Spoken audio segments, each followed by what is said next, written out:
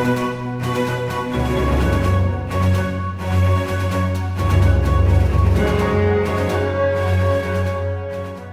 guys, welcome back to another video, and the day has arrived when I'm going to review Scream 6, starring Jenna Ortega, Courtney Cox, and the cast of Scream 5.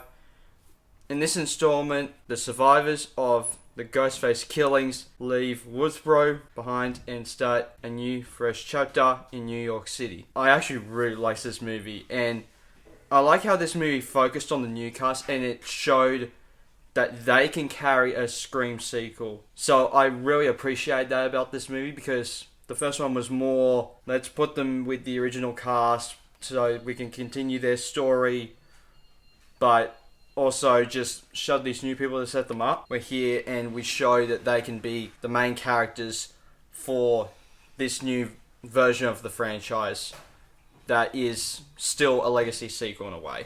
So I really like that. And I really liked how they treated the character of Sam in this movie. I really appreciate that, because she goes down this path that you wouldn't expect in a Scream movie like this. Like, there's a whole thing of, like, people believe that she's actually the killer of the first movie because she's related to Billy from the first movie. And I really, really liked that, because yeah, that's what would happen if you were a daughter of a serial killer. So that was one of the best aspects of this movie for me. And this movie made me a huge fan of Jenna Ortega. And I was already a fan of her after things like her being the Babysitter Killer Queen in these Scream movies. And this really made me want to check out Wednesday, the Wednesday Addams series, because she is just great. She's one of the best young actors working today, in my opinion. Because I think that she is just great. I think she can carry, like, all these different sorts of franchises on her back and be the greatest. I really want her to do things in, like, the MCU, which I don't know what role you would put her in, but I would want Jenna Ortega to somehow be in the MCU. Apparently she did in Iron Man 3, but I don't know what she played in Iron Man 3.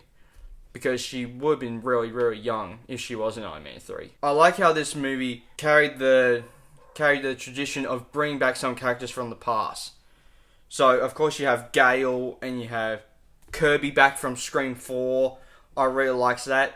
And of course, you have Billy still haunting his daughter from the first movie, because we already knew that in the first movie he was haunting her. So, in this movie, it really shows that he is still traumatizing her.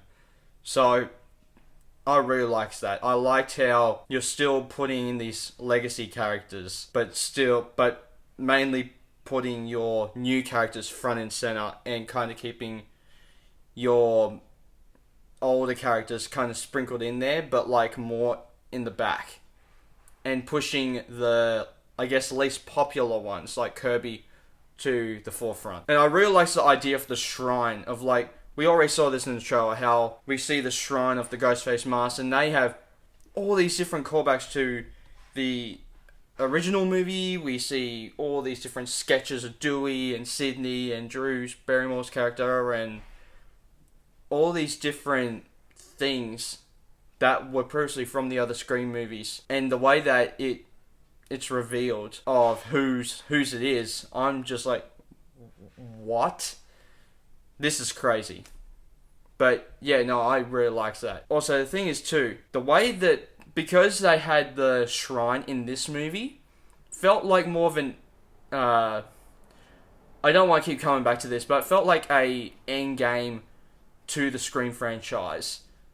Which, if this was the end, where it's like they show the shrine and they killed the last killer and it's done, that would have been a great ending. But because we have heard rumors about 7 and 8 and that sort of stuff, I'm down for it. I would really like it. And that's just so cool. And which makes me wonder what they're going to do for the 7th movie as well. If they do bring back Sydney, because we've heard reports that Sydney, which is true, she's not in this movie, but there are mentions of her. She still exists in the world.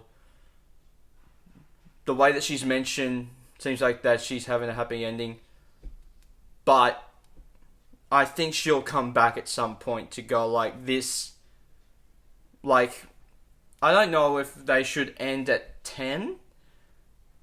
Because, again, Neve Campbell wants a bigger role in Scream 7 and 8. So, if they bring back Neve Campbell, if the studio and Neve Campbell can figure their stuff out, and they can do that, that would be fantastic, and I would love to see her return. I would have to give Scream 6 a 4.5 out of 5 stars, which is kind of a big deal for me, because I haven't given a Scream movie this high of a rating since the first one. So that really, really shocks me that the newest one is the second best behind the original to me. So guys, please hit the like button down below if you haven't already. Hit subscribe, also hit the little bell icon and notify future videos I make. And I'll see you guys next time. Take care. Bye. Hey there. Subscribe to my channel. And also press this bell icon.